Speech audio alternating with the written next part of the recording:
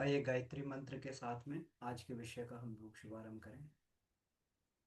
ओम भूर्भुवः स्वः तत्सवितुर्वरेण्यं भर्गो देवस्य धीमहि धियो यो नः प्रचोदयात्। जी प्रणाम। तो गायत्री की पंचकोशी साधना एवं उपलब्धियां, इस विषय पे हम लोग चर्चा कर रहे हैं। और वाङ्मय नंबर 13। तो इसमें एक एक कोश की चर्चा करते हुए जब हम लोग विज्ञानमय कोश में पहुंचे तो फिर एक ये आवश्यकता महसूस हुई कि हम लोग जो ध्यान धारणा, क्योंकि बहुत सारे भाई बहन हैं। आवाज कम आ रही है, एक मिनट देखते कहाँ से कम है आवाज। अच्छा, नेटवर्क स्लो आ रहा है। ठीक है। अब सही है। तो तो एक एक करके हम लोगों ने एक एक कोश की यात्रा की, और उसके बाद में विज्ञानमय कोश में आकर दो साधनाएं, सोहम साधना विज्ञान और आत्मानुभूति योग। तो ये दोनों, हाँ, ये दोनों करने के बाद में अब हम लोग जो जिस विषय की चर्चा कर रहे हैं वो है ब्रह्म वर्चस्व की ध्यान धारणा। बहुत सारे भाई बहन इस बात को रखते हैं कि हम लोग ध्यान करते हैं, लेकिन ध्यान समझ में नहीं आता है कि ध्यान में चल क्या रहा है। बात भी सही है, क्योंकि एक विशिष्ट ध्यान साधना है, एक वैज्ञानिक ध्यान साधना है। विज्ञान का छात्र जब तक विज्ञान की शब्दावलियों को नहीं जानता है तो उसको तो यही लगेगा कि यहाँ पे कुछ एबीसीडी जैसा बना दिया है, क्योंकि सारे के सारे डेरिवेशन जितने भी होते हैं सब सिंबॉलिक रिप्रेजेंटेशन होती है। उनको सब चिन्हों के माध्यम से दर्शाया जाता है। करंट आई हो गया, जी ग्रेविटेशन हो गया, उसमें भी स्मॉल जी अलग है और कैपिटल जी अलग है। एम मास हो गया, है ना, वी वेलोसिटी हो गई। तो ऐसे करके जिस व्यक्ति को उसकी शब्दावली मालूम नहीं होगी इसका मतलब क्या है, उसके साथ उसके लिए तो ये लिखा हुआ है, कुछ अंग्रेजी में कुछ एक्सप्रेशन लिखे हुए हैं लेकिन मतलब समझ में नहीं आ रहा है। तो इसलिए बहुत आवश्यक है उस शब्दावली को जानना, और हम लोग जान भी रहे हैं। और बार बार हमें उस शब्दावली को याद करने का और उसके सही तरीके का हम लोग को मालूम, सही तरीका उसका मालूम होना चाहिए, सही मेथड उसका मालूम होना चाहिए। क्योंकि विज्ञान में एक सिद्धांत है कि एनी एक्सपेरिमेंट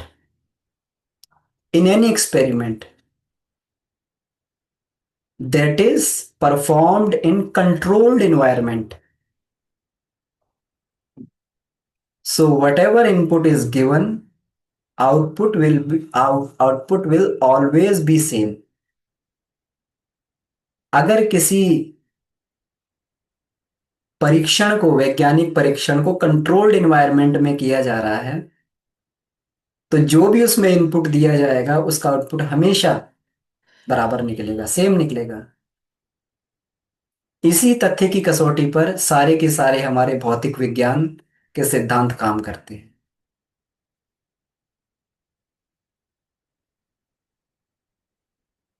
तो यहाँ पर ध्यान की टेक्निक के साथ में किस वातावरण में हम लोग बैठे हुए हैं, किस समय क्या भाव, क्योंकि चेतना की कोई एनाटॉमी नहीं होती है, वहां तो केवल भाव होता है, केवल दिव्य भाव। और उस दिव्य भाव को लेकर ही सारा का सारा ध्यान का प्रयोग किया जाता है। इसीलिए ध्यान से पहले धारणा का बहुत बड़ा महत्व है। धारणा का मतलब ही यही है कि जो हम ध्यान करने के लिए जा रहे हैं उस ध्यान को हम लोग भली प्रकार उसकी मेथड को भली प्रकार हम लोग समझ पाए, उसको आत्मसात कर पाए, और यही हम लोग चर्चा कर रहे हैं। तो पिछले हम लोगों ने पिछले जो हमारी कक्षाएं हुई हैं, इसमें जब ध्यान का हम लोगों ने चर्चा की तो ध्यान को तीन भागों में बांटा गया है। हर एक ध्यान साधना को ब्रह्म वर्चस्व की, चाहे वो तीन शरीर का ध्यान हो, चाहे पंचकोश ध्यान हो, चाहे कुंडलिनी जागरण हो। ध्यान भूमिका में प्रवेश, विशिष्ट ध्यान प्रयोग, और उसके बाद में शांति समापन पाठ। तो अभी जो हम लोग चर्चा कर रहे हैं, जो अभी हम चर्चा कर रहे हैं, वो हम लोग ध्यान भूमिका में प्रवेश की चर्चा कर रहे हैं। तो आइए मैं थोड़ा सा इसको जो है, आज की जो ये गुरुदेव के साहित्य में से जो पीपीटी बनाई है, उसको मैं शेयर करता हूँ।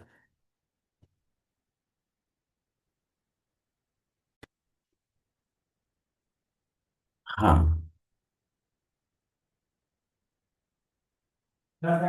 देखिए, तो हम लोगों ने पिछली बार क्या चर्चा की थी? तीन तीन बिंदुओं पे हम लोगों ने चर्चा की थी। सबसे पहले ध्यान मुद्रा।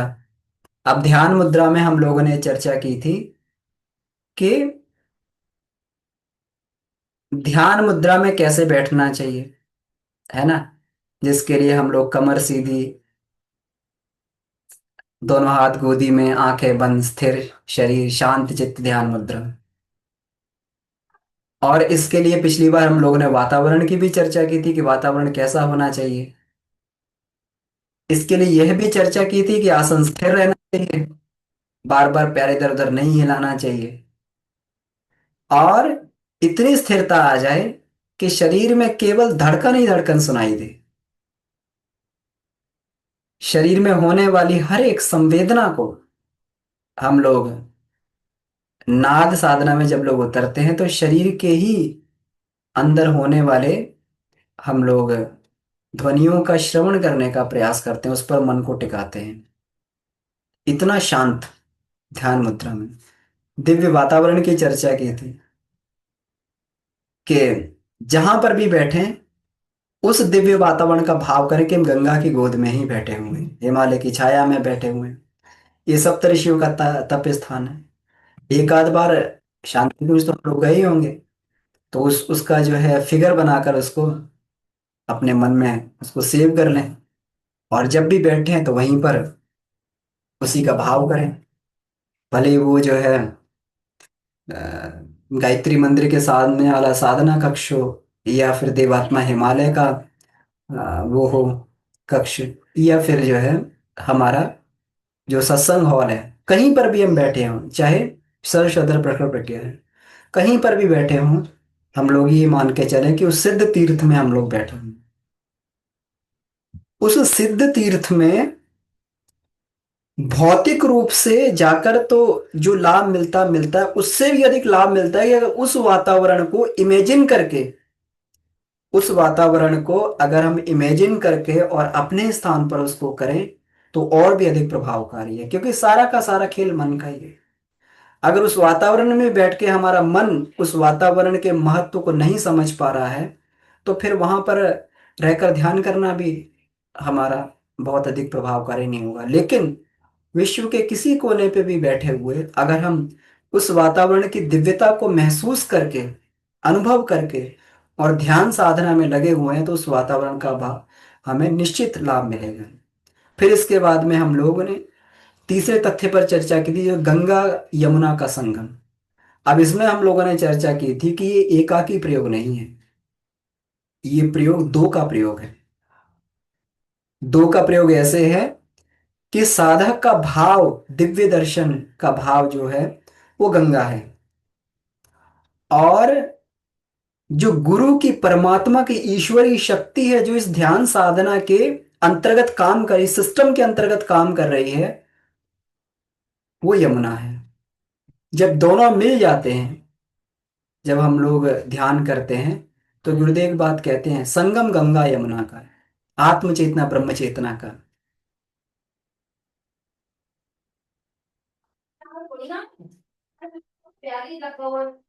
भावानुभूति अपनी। है ना। तो निर्देश गुरु के और भावानुभूति अपनी, संगम गंगा यमुना का, आत्म चेतना ब्रह्म चेतना का। तो ये एक दिव्य संगम है।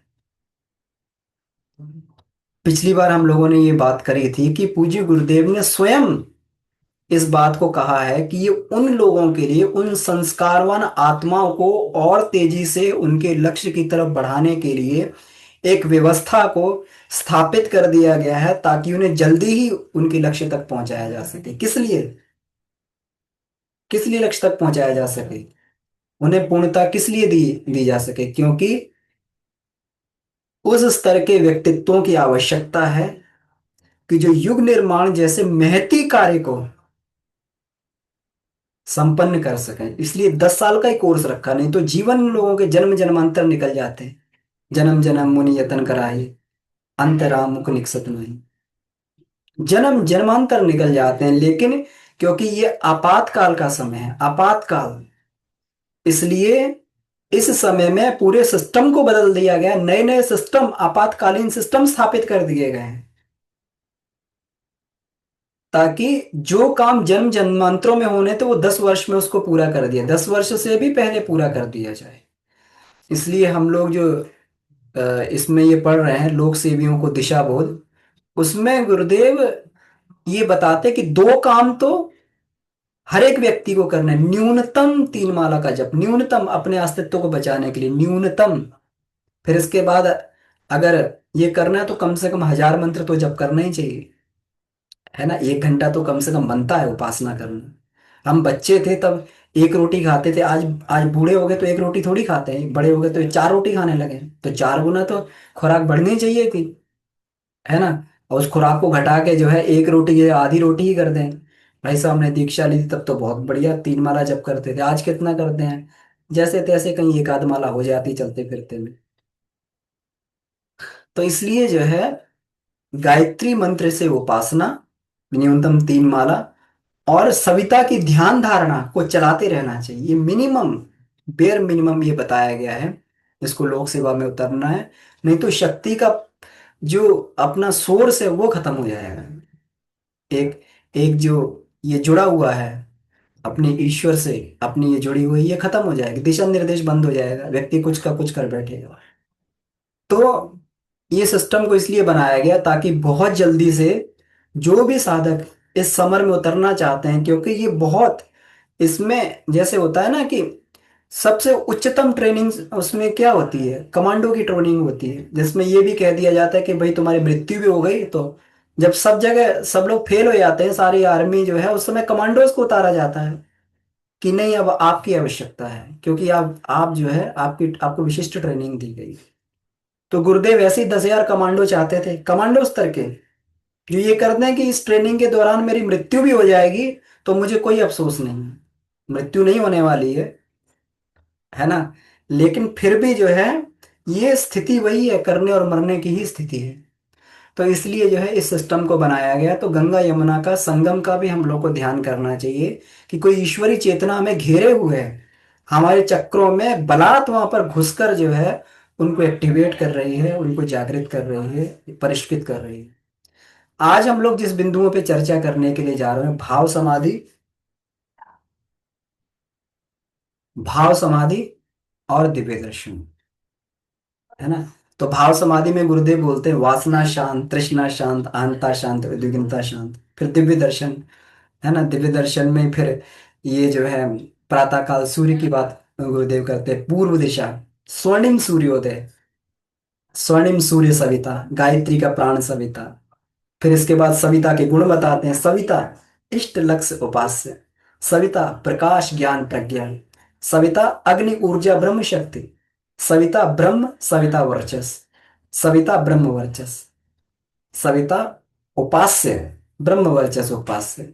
ये बात गुरुदेव दिव्य दर्शन बताते हैं। और एकत्व अद्वैत, साधक का सविता को समर्पण, विसर्जन विलय, साधक सविता एक, भक्त भगवान एक। तो इस बात के साथ में ये हमारी ये पूरा होता है यहाँ पर ध्यान भूमि का में प्रवेश। अब हम लोग ये देखते हैं, इसको विस्तार से देखते हैं। तो बात भाव समाधि की चल रही है। है ना। तो भाव समाधि में शांति और समाधान की दो स्थिति होती है। एक तो शरीरगत निद्रा होती है, उस समय भी जो शरीर शांत हो जाता है, मन की वृत्तियां शांत हो जाती हैं, व्यक्ति आराम से सोया रहता है। दूसरी मनोगत समाधि होती है, मनोगत समाधि। तो मनोगत समाधि में हमारी वृत्तियां शांत हो जाती हैं। शरीर का समाधान निद्रा से होता है। सभी जानते हैं कि निद्रा की आवश्यकता आहार से कम नहीं है। निद्रा में शरीर अपनी खोई हुई ऊर्जा को प्राप्त करने के लिए अपने सिस्टम के अनुसार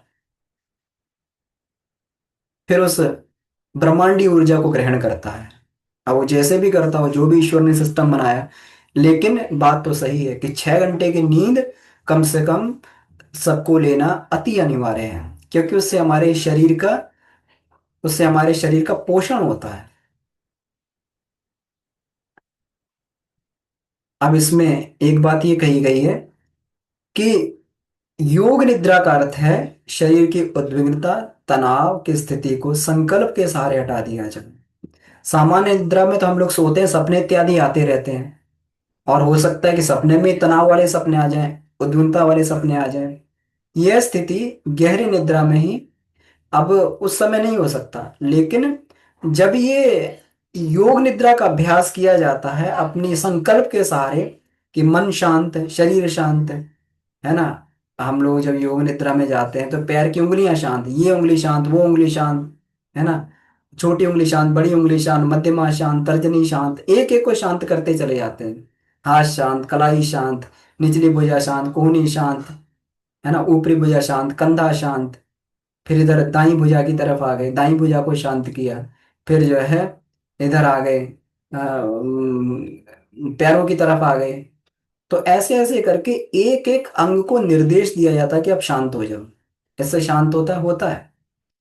जो लोग धीरे धीरे योग निद्रा का अभ्यास करते हैं तो उनको ये शांति मिलती है।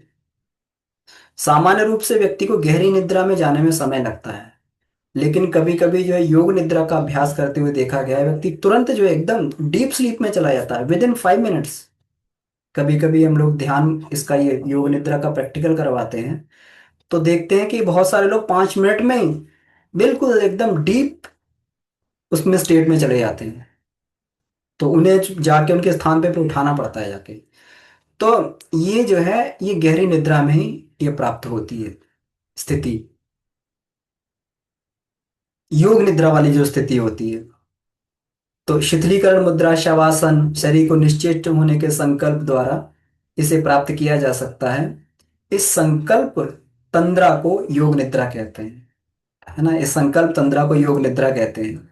तो इसमें देखिए अलग अलग अभ्यास बताए गए हैं, शिथिलीकरण का अभ्यास, शवासन का अभ्यास, शरीर निश्चेष्ट होने का अभ्यास। शरीर तनाव रहित हो जाता है किंतु संकल्प जागृत रहता है, ये इसकी विशेषता है। हम लोग जब ये करते हैं, इसमें जाते हैं, निद्रा में जाते हैं, सामान्य निद्रा में, हमारे संकल्प जो है इसमें हमारे ऊपर अपना नियंत्रण नहीं रहता है। हमारे संकल्प विकल्प जितने भी चलते हैं सब सबकॉन्शियस माइंड के हिसाब से चलते हैं। हमारा जो अचेतन मस्तिष्क होता है उसी के हिसाब से, जो अचेतन मस्तिष्क उस समय आदेश देगा उसी हिसाब से चलेंगे, चेतन मस्तिष्क के हिसाब से नहीं चलेंगे, क्योंकि चेतन मस्तिष्क सो रहा होता है। योग निद्रा में यही किया जाता है। योग निद्रा में चित्त की वृत्तियों को तो शांत कर दिया जाता है, लेकिन चैतन्य संकल्प जागृत रहता है। और जब वो चैतन्य संकल्प जागृत रहता है, ध्यान में उसी चैतन्य संकल्प का प्रयोग किया जाता है। ये स्थिति, संकल्प भी शिथिल हो जाए तो ये स्थिति सामान्य निद्रा की होती है। अब यहाँ पर सामान्य निद्रा में क्या, चैतन्य संकल्प भी शांत हो जाएगा, पता ही लगेगा हम कहाँ पड़े हुए हैं। लोग कहते हैं हम सोते सोते जो है ये प्रैक्टिस कर लेते हैं इसकी। हम लोग अलग अलग इसकी प्रैक्टिस कर लेते हैं जब सोने के लिए जाते हैं, है ना। सोने के समय में आत्मानुभूति योग की प्रैक्टिस, सोने के समय योग निद्रा। सोने के समय योग निद्रा नहीं हो सकती। योग निद्रा में तो आपको पूर्ण जागृत रहना पड़ेगा उस समय। उस समय अपने माइंड को हम लोग आदेश दे रहे हैं कि सो जाओ, तो संकल्प उस समय चेतन मस्तिष्क भी सो जाएगा, तो फिर कैसे रहेगा। और और जो है, अगर हमें योग निद्रा की स्थिति में जाना तो हमें जागना पड़ेगा, लेकिन बेड पे हम जागने के लिए तो गए नहीं, सोने के लिए गए हैं वहां पर। तो तो फिर वो कॉन्ट्राडिक्टरी हो जाता है। इसलिए ये साधना जो है, हमेशा अलग से ही व्यक्ति जब आसन प्राणायाम इत्यादि करता, तब उसके बाद में योग निद्रा का अभ्यास ये किया जाता है। तो इसमें देखिए, ध्यान धारणा में शारीरिक तनाव दूर करने के लिए स्थिति जितनी मात्रा में प्राप्त हो सके उतनी ही उत्तम है। शरीर और मन को शिथिल करने का संकल्प जितना गहरा होगा उतनी ही यह स्थिति प्राप्त होगी और ध्यान का समुचित लाभ मिलेगा। तो अपने संकल्पों को और गहरा करते जाना चाहिए कि हमारा चित्त शांत हो रहा है तो शांत हो रहा है, वृत्तियां शांत हो रही तो शांत हो रही है। अभ्यास के द्वारा होता रहता है। अभ्यास के द्वारा धीरे धीरे हम लोग जो है अपना अपने इसमें वृत्तियों को दृष्टा भाव से देखने लगते हैं। संकल्प का मतलब ये हुआ कि अपनी संकल्प गहरे करने का मतलब वृत्तियों को दृष्टा भाव से देखना। और जब वृत्तियों को दृष्टा भाव से देखा जाता है तो वृत्तियां गायब होने लगती हैं एक एक करके।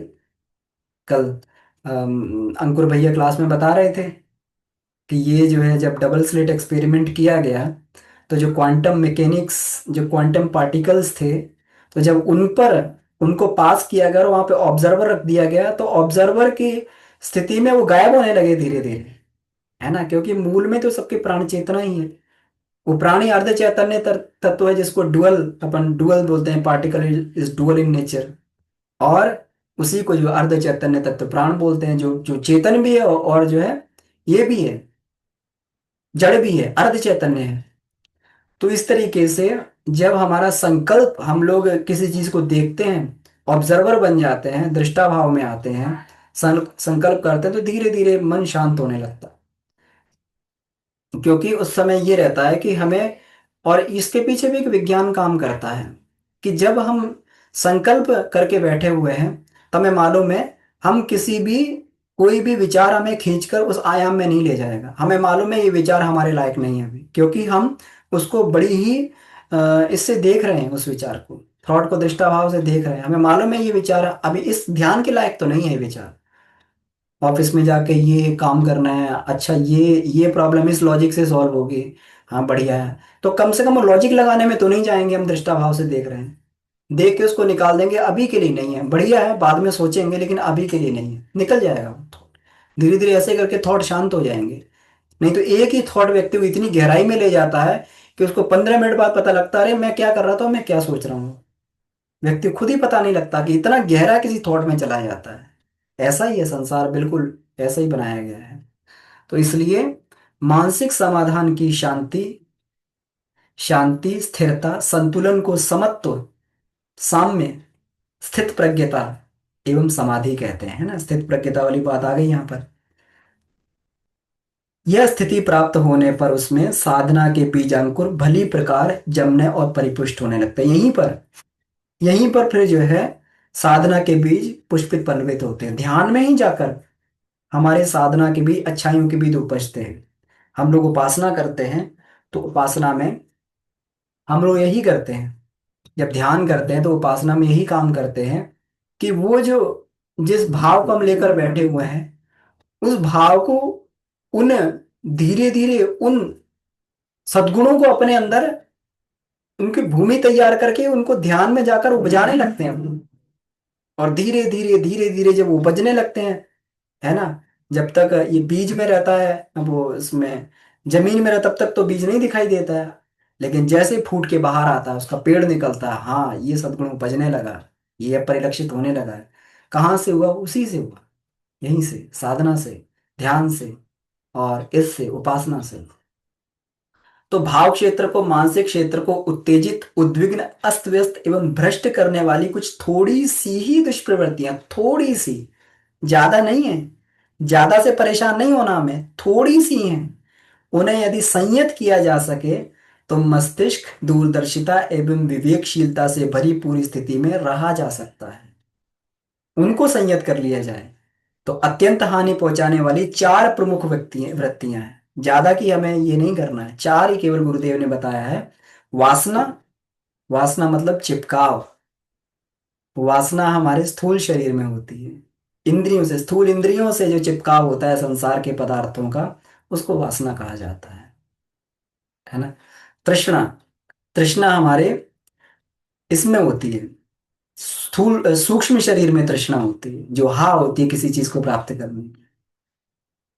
हमें ये मिल जाए, हमें वो मिल जाए, पैसा मिल जाए, सम्मान मिल जाए, है ना, इसको अपन लोकेशना, वित्तेषणा, पुत्रेषणा ये सब बोलते हैं। सब तृष्णा है। किसी को मृग तृष्णा बोलते हैं। सब कुछ मिल जाने पर भी उसकी प्यास नहीं बुझती है, इसको तृष्णा, ये सूक्ष्म शरीर में घुसी होती है। अहंता ये कारण शरीर में घुसती है जाकर। अहंता कि मेरी आइडेंटिटी को छुपाकर और कोई दूसरी आइडेंटिटी बन जाए, है ना। अब कोई व्यक्ति ये कर रहा है, कोई अभिनय कर रहा है, तो अभिनय कर करते पर वो भूल जाए, रियल वर्ल्ड में भी वो भूल जाए कि मैं वास्तव में जो है मैं ये नहीं हूँ, और उसी का जो है उसी उसी में बार उसी रोल में जो है बना रहे, उस कैरेक्टर से बाहर ही ना आए, है ना। वो तो था थोड़ी देर के लिए, रोल था, हो गया। अब ऑफिस में गए थे, तो ऑफिस में थोड़ी देर के लिए रोल था, मैनेजर का कर लिया। अब लेकिन घर पे भी मैनेजर बने हुए हैं, बॉस घर पे भी बने हुए हैं, सब जगह बॉस बने हुए हैं, जा रहे हैं किसी संस्था में, जा रहे हैं काम करने, वहां पर भी बॉस बने हुए हैं। सबके बॉस बने, हम तो सबके बॉस। यही अहंकार होता है, व्यक्ति इसी को पुष्ट करना चाहता है बार बार। तो ये अहंता, ये कारण शरीर में घुसी होती है कि जब हम अपनी आइडेंटिटी की फेक आइडेंटिटी बना लेते हैं, फेक आइडेंटिटी, तो ये इसको जो करना होता है। उद्विग्नता, ये भी हमारे सूक्ष्म शरीर में उद्विग्न, मन उद्विग्न होता है ना, सूक्ष्म शरीर में घुसी हुई है। इन्हीं की विकृत इन्हीं की विकृत स्थिति से दृष्टिकोण गर्भित बनता है, और गतिविधियों में भ्रष्टता आती है। दृष्टिकोण जो कलुषित होता है, जो करप्शन होता है दृष्टिकोण में, इन्हीं चारों के कारण ही होता है, पांचवा नहीं है कुछ भी। इन्हीं चारों के कारण होता है। ऐसे अशांत मन से दैनिक जीवन में सामान्य कामकाज भी ठीक तरीके से नहीं हो पाते हैं। मन अगर उद्विग्न बना रहे, अगर अंदर तो दैनिक जीवन के काम भी ठीक से नहीं हो पाएंगे, तो ध्यान कहाँ से हो जाएगा। साधना का तो सारा का सारा आधार शांत एवं उत्कृष्ट मनस्थिति पर ही खड़ा होता है। इसलिए साधना में पहली जो चीज आती है वो आत्मचिंतन और आत्म परिष्कार आता है। आत्म आत्म विकास और आत्म निर्माण की चीज तो बाद में आती है। आत्मनिर्माण और आत्म विकास, पहले तो आत्म परिष्कार ही आता है। पहले तो साफ कर लिया जाए, क्योंकि ये वृत्तियां हैं, ये शांति नहीं होने देंगी और बार बार डिस्टरबेंस पैदा करेंगी। तो ध्यान धारणा के समय इन चारों का प्रकोप ना हो, पीछे भी उनका आक्रमण ना हो, इस उद्देश्य से ब्रह्मवर्चस्व ध्यान साधनाओं में इन शत्रुओं के खतरे से मन को सावधान कर दिया जाता है कि सावधान, अगर ऐसी वृत्ति कोई उठे तो मन को उसमें लिप्त नहीं होना है। क्योंकि मन तो सेवक है, मन तो एक टूल है, उसको जो अंदर से वृत्ति मिलेगी उसी पर थॉट प्रोसेस चालू कर देगा वो, है ना।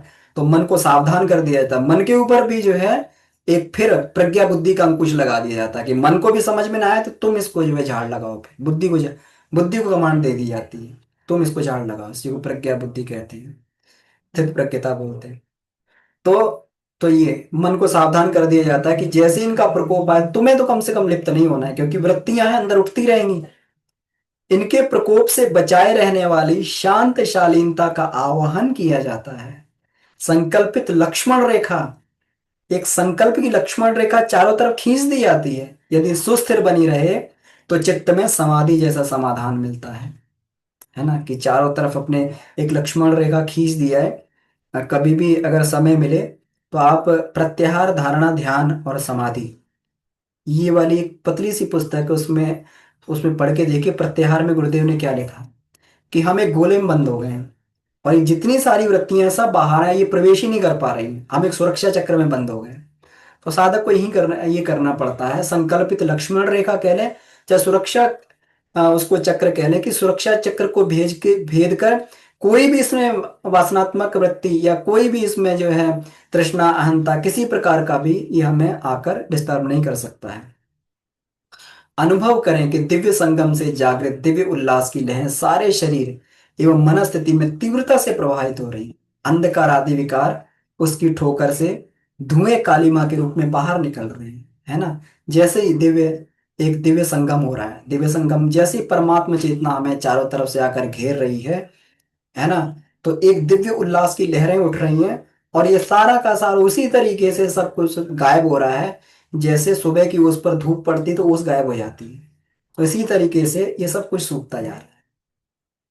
बिल्कुल उसकी ठोकर से, अहंता आदि विकार उसकी ठोकर से बिल्कुल धुएं के तरीके से कालिमा के रूप में बाहर निकल रहे हैं, ऐसा हमें फील करना चाहिए। जब गुरुदेव बोलते हैं ना भाव समाधि, वासना शांत, तृष्णा शांत, अहंता शांत, उद्विग्नता शांत, दिव्य दर्शन के बाद में, है ना। तो हमें फील करना चाहिए कि जैसे ही सविता की स्वर्णिम आभा हमारे चारों तरफ आई, ये धुएं की तरीके से बाहर निकल गई और हमें दिव्य शांति का आभास हो रहा है।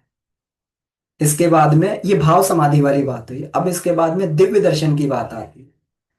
तो दिव्य दर्शन का अर्थ है प्रकृति के पदार्थ साधनों के महत्व एवं आकर्षण से आगे, है ना। जो पदार्थ साधन है इसके आगे चेतनात्मक उत्कृष्टता की झांकी, कि जो उत्कृष्ट चेतना है उसको देखा जाए, उसकी झांकी की जाए। और चेतना तो आंखों से दिखाई नहीं देती, है ना। उसके लिए तो प्रज्ञा नेत्रों को जागृत करना पड़ता है, प्रज्ञा चक्षुओं को, दिव्य नेत्रों को जागृत करना पड़ता है, दिव्यता से ही दिखाई देता है।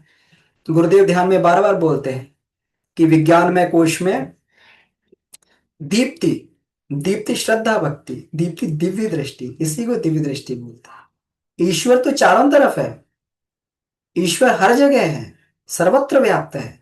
केवल हमें वे दिव्यता प्राप्त नहीं जैसा हम ईश्वर का स्वरूप देख पाए, है ना। भगवान को जब भगवान ने जब अर्जुन को दिव्य चक्षु दिए तभी वो उनके विराट रूप को देख पाया।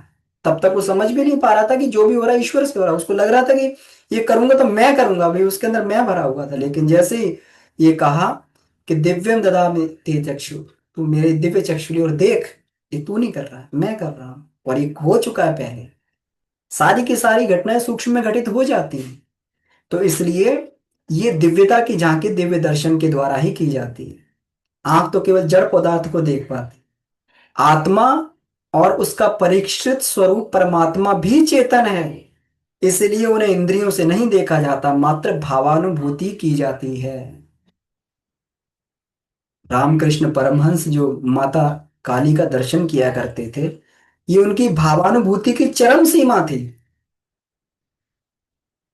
भावानुभूति की चरम सीमा थी, जिसमें उन्हें सामने रखी एक पत्थर की मूर्ति में भी काली के दर्शन हो जाते थे, साक्षात काली के। वो वही वही अनुदान, वो जो साक्षात एक ये शक्ति देती, वो अनुदान उन्हें प्राप्त होते थे।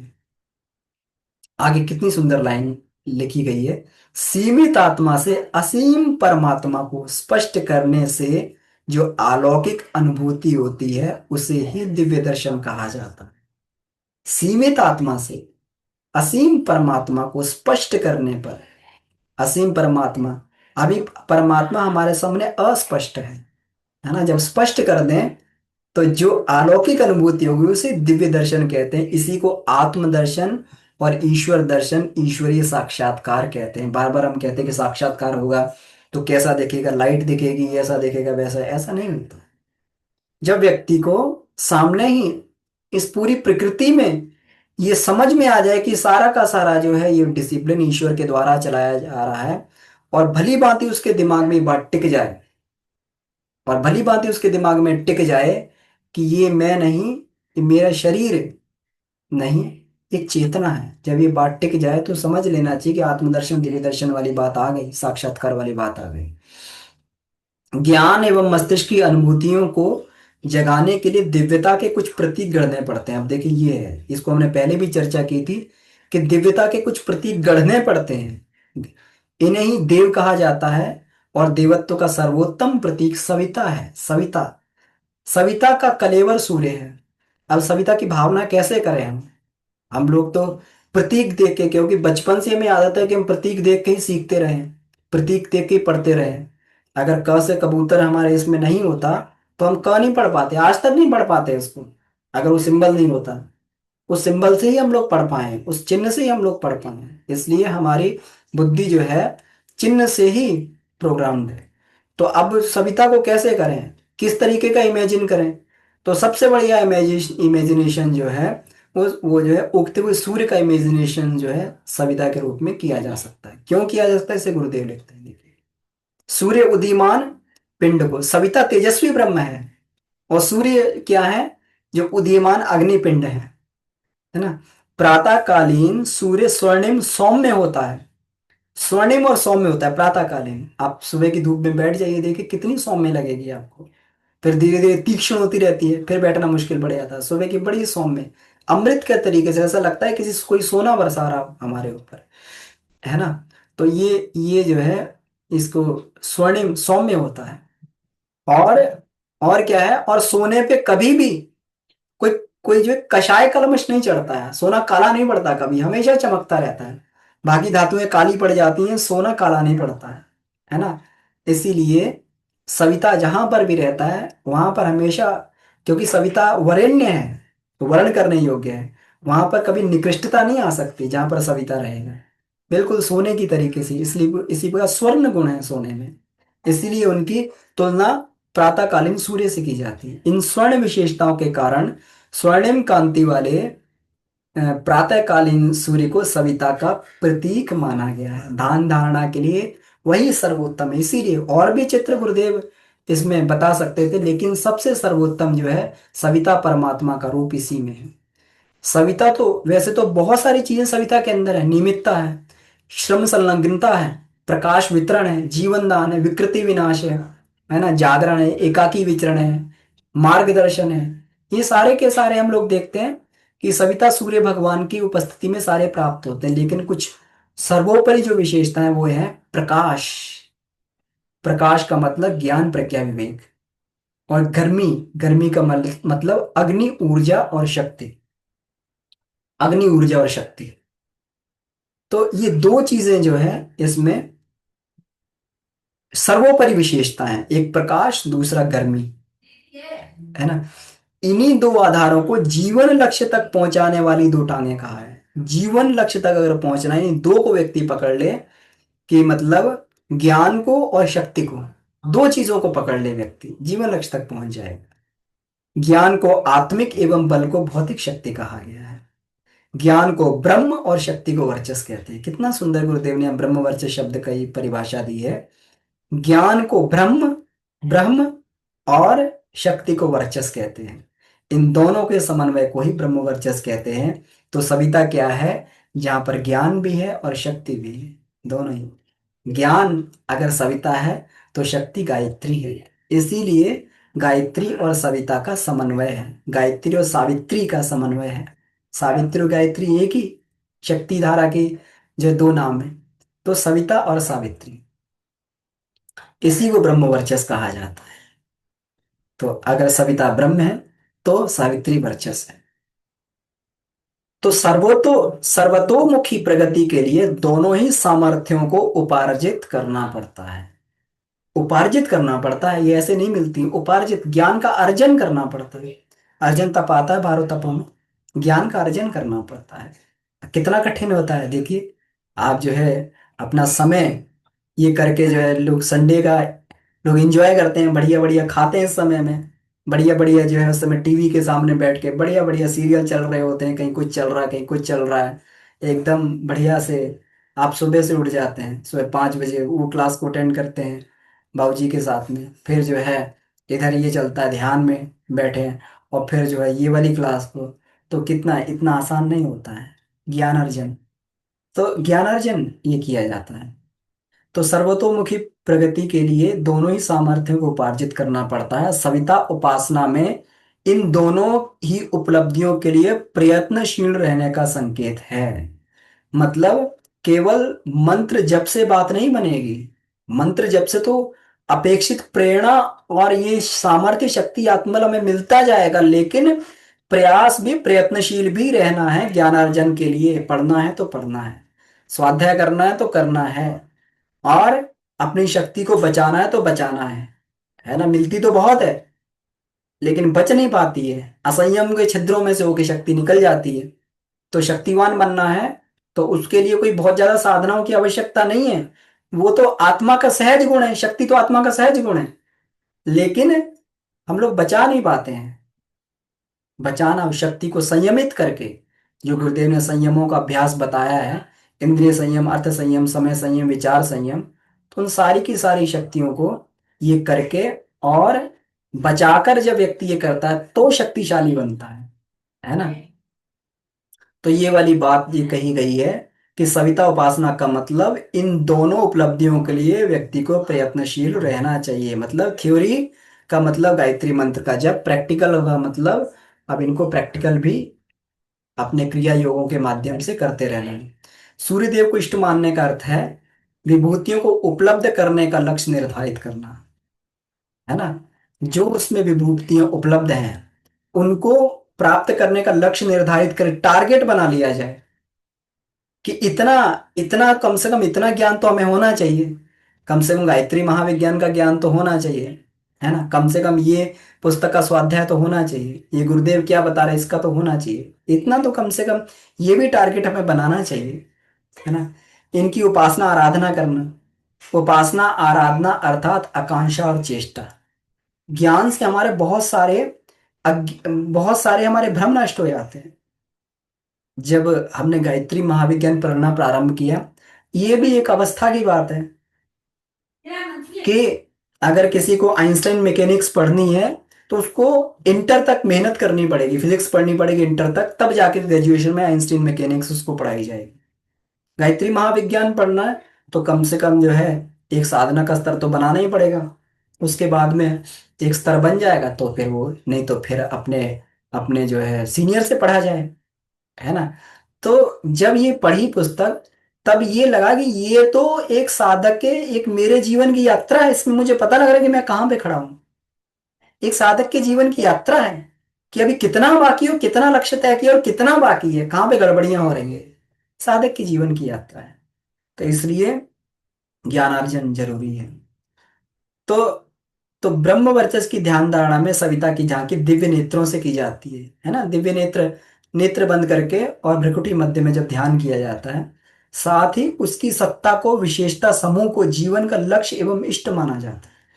अब हमारे ध्यान में तो दिव्य नेत्रों से हम झांकी कर ही रहे हैं, अपने अंदर प्रकाश की भावना कर ही रहे हैं, लेकिन उसको प्राप्त करना, उन विशेषताओं को प्राप्त करना भी जीवन का लक्ष्य है। अभी अभी हमारा जीवन का लक्ष्य ये नहीं है। अभी ज्ञान अर्जन हमारे जीवन का लक्ष्य नहीं है, शक्ति अर्जन हमारे जीवन का लक्ष्य नहीं है। अगर होता तो फिर बार बार ये शिकायत नहीं रहती कि हम बार बार गिर जाते हैं, है ना। अभी ये लक्ष्य नहीं है, पूरी तरीके से नहीं है। जब पूरी तरीके से होगा तो पूर्णता को प्राप्त हो जाएगी।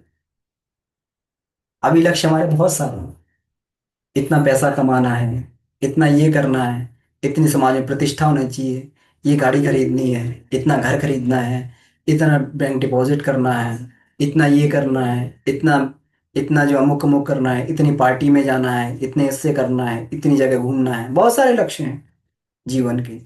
इसलिए जो है, तो जिस दिन ये जीवन का लक्ष्य बन जाता है उसके लिए प्रयत्न किया जाता है। हमें अगर 1 महीने बाद अगर यात्रा के लिए जाना है, अगर 1 महीने बाद यात्रा के लिए जाना है तो उसको 2 महीने पहले से हम टिकट बुक करवाते हैं उसका, 2 महीने पहले से, क्योंकि हमें मालूम है कि वो उस समय जाएंगे तो हमें सीट नहीं मिलेगी।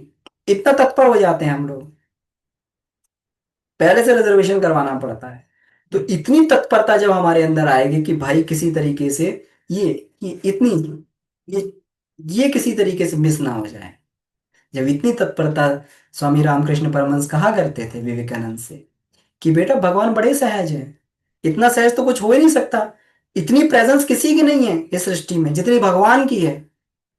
लेकिन उसको देखना कोई नहीं चाहता है, बड़े हल्के मन से हम लोग कह देते हैं कि मैं भगवान का दर्शन करना है, बहुत हल्के मन से। लेकिन हाँ, बस 5 मिनट में अपनी बात को खत्म करते हैं, क्योंकि पिछली बार चर्चा की थी हम लोग 8:30 बजे तक इसकी चर्चा करेंगे। तो फिर 15 मिनट प्रश्नोत्तरी हम लोग 8:45 तक करेंगे। तो इसमें देखिए ये जो है बड़े हल्के में हम लोग हमारे नाश्ता करने की चाह से भी कम हमारी जो है ईश्वर प्राप्ति की चाह होती है। हमारी उपासना छूट जाती है, हमारा नाश्ता नहीं छूटता है, वो जाके कहीं ना कहीं जरूर कर लेंगे। ऐसा नहीं हो सकता कि हम जो है जिस दिन उपासना नहीं की हम दिन भर बिना खाए रह गए, जरूर खा लेंगे कहीं ना कहीं जाके, कैसे न कैसे चलते खाएं फिरते खाएं कैसे खाएं खा लेंगे। लेकिन उपासना छूट जाती है। क्या हुआ, कल उपासना नहीं हो पाई, तो कल क्या हम वॉशरूम नहीं गए थे, कल क्या हमने मल त्याग नहीं किया था, नहाए नहीं थे, कल क्या बाकी काम नहीं किए थे, कल क्या भोजन नहीं किया था, सब किया था उपासना।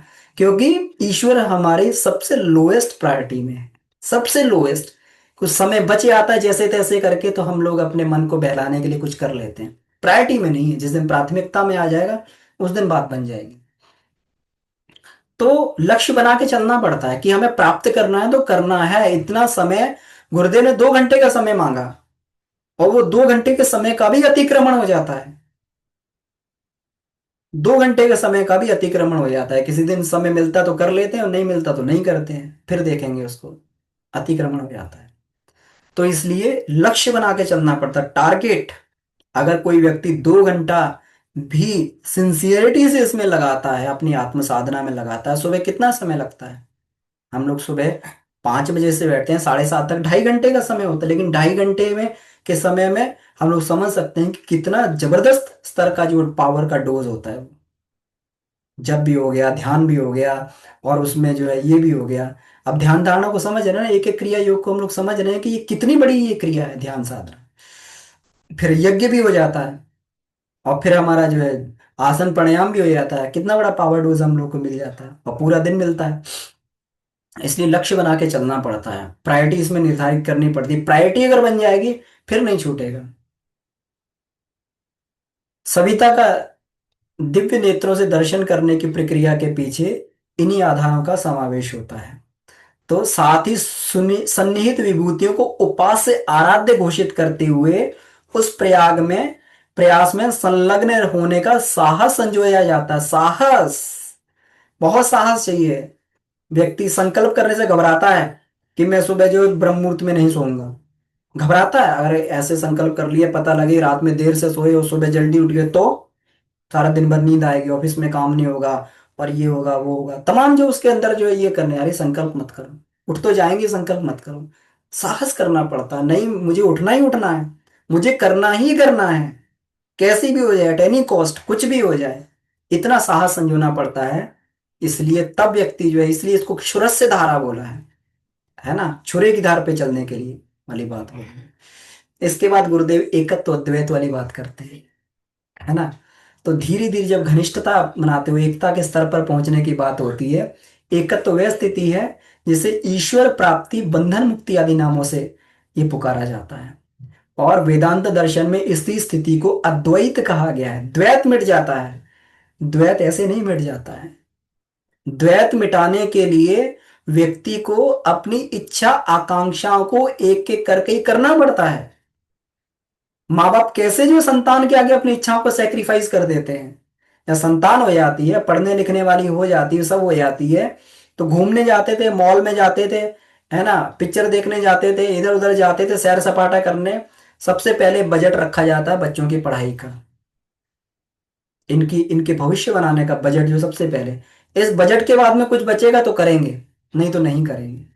इसी तरीके से साधक को अपनी एक एक इच्छा को जाकर वहां करना पड़ता है। अगर इसके बाद समय बचता है, अपनी आध्यात्मिक यात्रा के बाद में समय बचता है, तो ठीक है, थोड़ा बहुत हम लोग कर लेंगे, थोड़ा सा संसार का आनंद ले लेंगे, लेकिन इसको सेक्रीफाइस करके नहीं लेना है।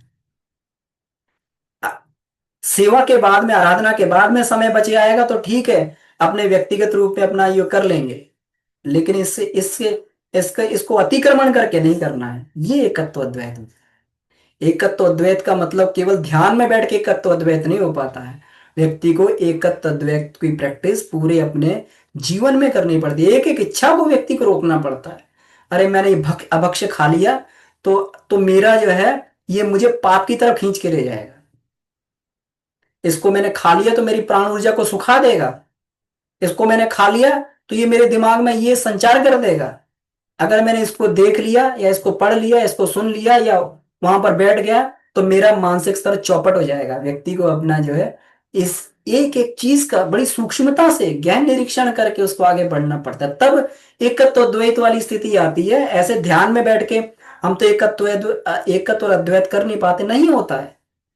पूरा पूरा अपना जीवन उस साधना में जब तक लगाया नहीं जाता, तब तक एकत्व द्वैत वाली स्थिति नहीं आती है।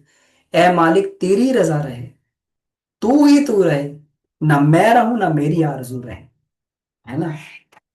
जो कबीर साहब ने बात कही है, कबीरा खड़ा बाजार में लिए लकुटिया हाथ, जो घर फूके आपनों सो चले हमारे साथ।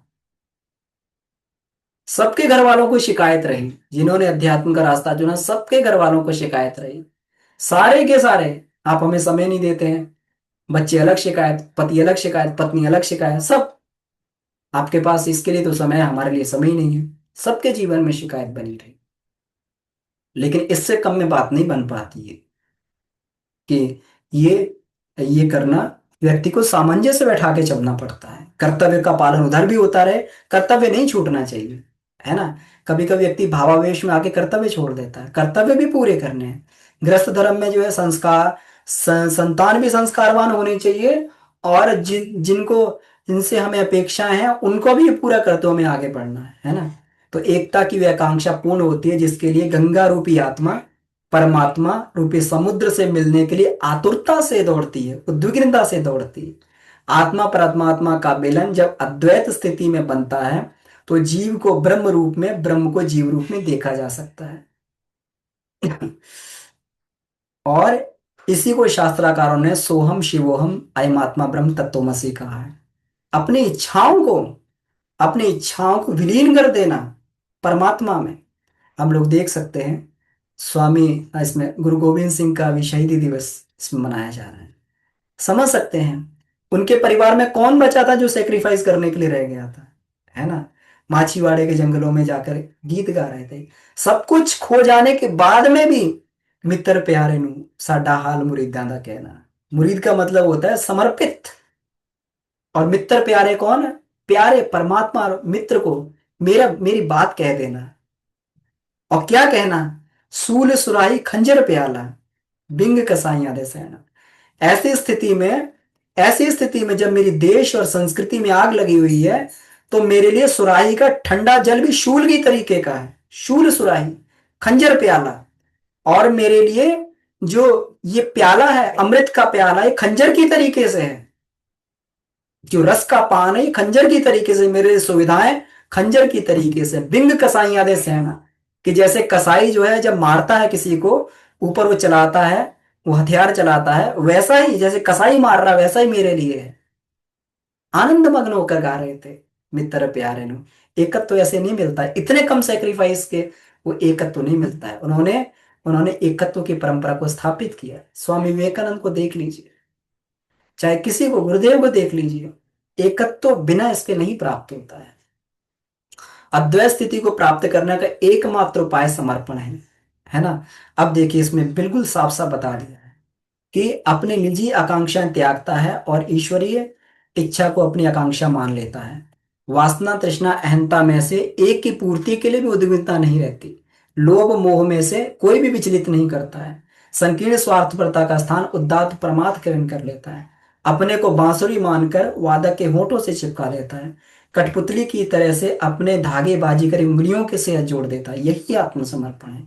इसी को विलय विसर्जन और समन्वय समापन कहा जाता है। इतने से कम में बात नहीं बनती, इससे कम में। तो ठीक है, ये विषय जो है यहीं समाप्त होता है।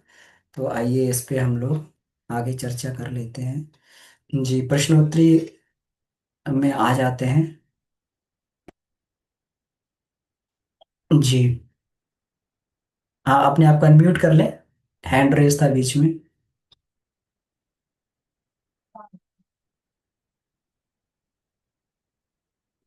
जी, कविता दीदी।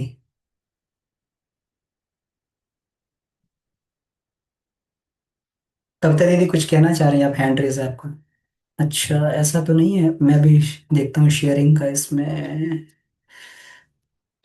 हाँ ठीक है, अब शेयरिंग राइट हो, हाँ अनम्यूट राइट हो गए जी, अपने आप को अनम्यूट कर लीजिए। जी भैया, सभी को प्रणाम।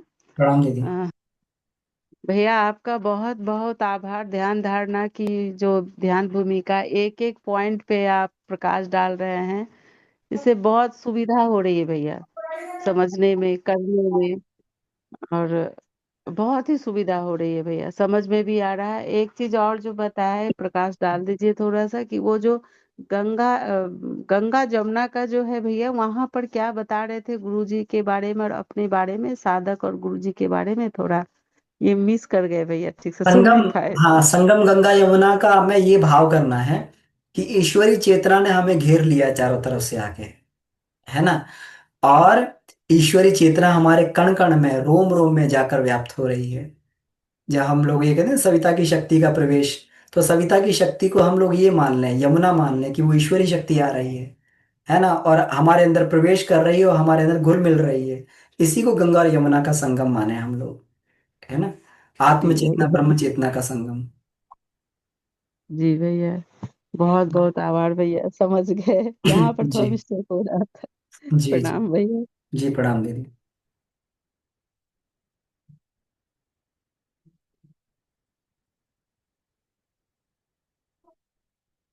और भी कोई बात बनती हो या कोई अनुभव हो तो हम लोग चर्चा कर सकते हैं। अभी 7 मिनट का समय है हमारे पास में। जी किशोरी दीदी। भाई साहब। हाँ प्रहलाद जी भाई साहब। जी भाई साहब, प्रणाम। प्रणाम। ये एकत्व और अद्वैत, इसका शाब्दिक अर्थ बताएं। दोनों एक ही जैसा लग रहा है, तो शाब्दिक अर्थ बताने की कृपा करें। जी एकत्व का मतलब है कि एक हो जाना, है ना। और अद्वैत का मतलब द्वैत खत्म हो जाना। द्वैत का मतलब ये होता है द्वैत भाव, है ना, कि हमारा भाव अलग है और परमात्मा का भाव अलग है। अभी हम लोगों के भाव अलग रहते हैं। अब भाव कहते हैं, भाव अलग, अनेक तरीके के भाव होते हैं। कभी हम लोग क्रोध के भाव में रहते हैं, कभी काम के भाव में रहते हैं, कभी हम लोग वासना के भाव में रहते हैं, कभी लोग प्रेम भाव में रहते हैं। अलग अलग तरीके भावों में रहते हैं, है ना। और परमात्मा एक ही भाव में रहता है, प्रेम भाव में हमेशा। तो जब हमारे भाव भी समाप्त होते हैं, एक ही भाव रह जाए, है ना, तब उसको जो है द्वैत समाप्त होने की बात कहते हैं। जी भाई साहब। द्वैत भाव, आगे। कि अभी हम अलग हैं और परमात्मा अलग है ना। जब ये भाव को समाप्त कर दिया जाए, द्वैत को, कि हम अलग है परमात्मा अलग है, हम परमात्मा जैसे कैसे हो जाए, हम गुरुदेव की तरह कैसे बन सकते हैं। तो जब ये भाव खत्म कर दिया जाए तो अद्वैत की प्राप्ति होती है।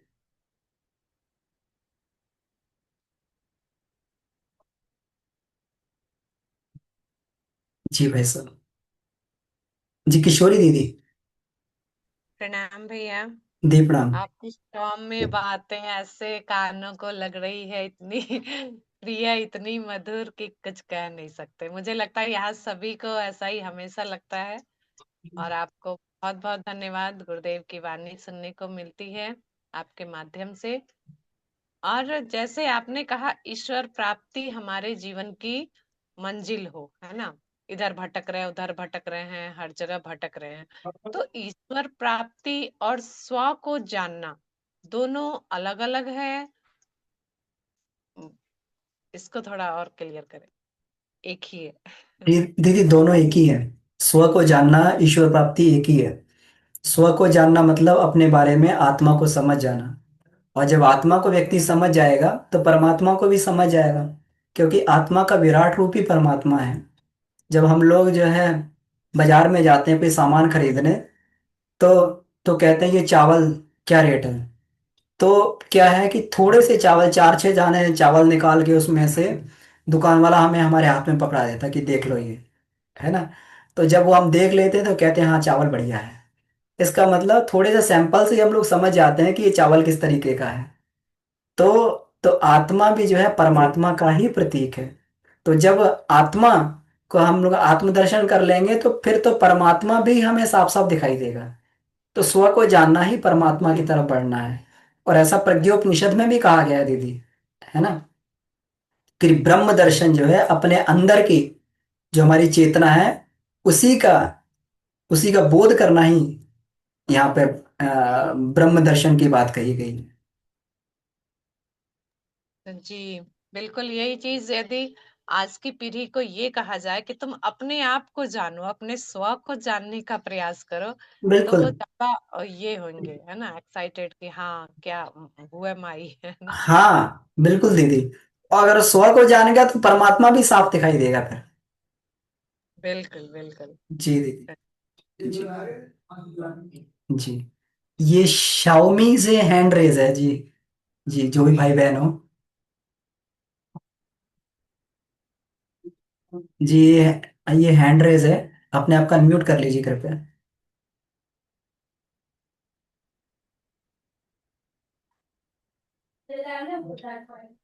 म्यूट नहीं हो पा रहे हैं। सत्येंद्र मिश्रा जी, सत्येंद्र मिश्रा जी अपने आप को अनम्यूट कर लें। देखिए नोटिफिकेशन गया होगा आपके पास में, ये माइक को टच करके अनम्यूट कर लीजिए अपने आप को।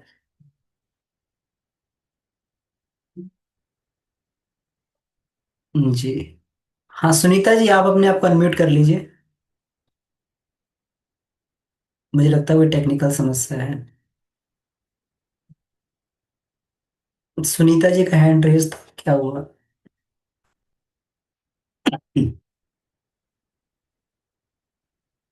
शायद कुछ टेक्निकल समस्या आ रही है।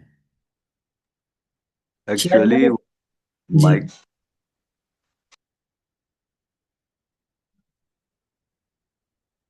जी जी। जी शर्मिला दीदी। प्रणाम भैया।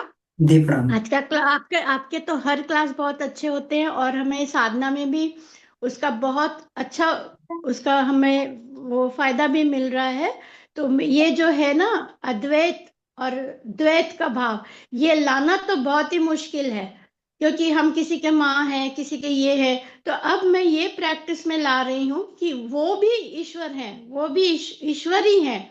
तो इस इससे ना हमारा रेस्पेक्ट उनके लिए, जैसे पौधे में हुए, पत्थर में हुए, नेचर में हुए, जब भी हम ट्रैवल करते ना, जैसे हम लोग टिहरी गए थे, तो जब हम ट्रैवल करते तो उस प्रकृति में भी जब हम ईश्वर का अनुभूति करते ना, तब वो अद्वैत की भावना जागृत होती है।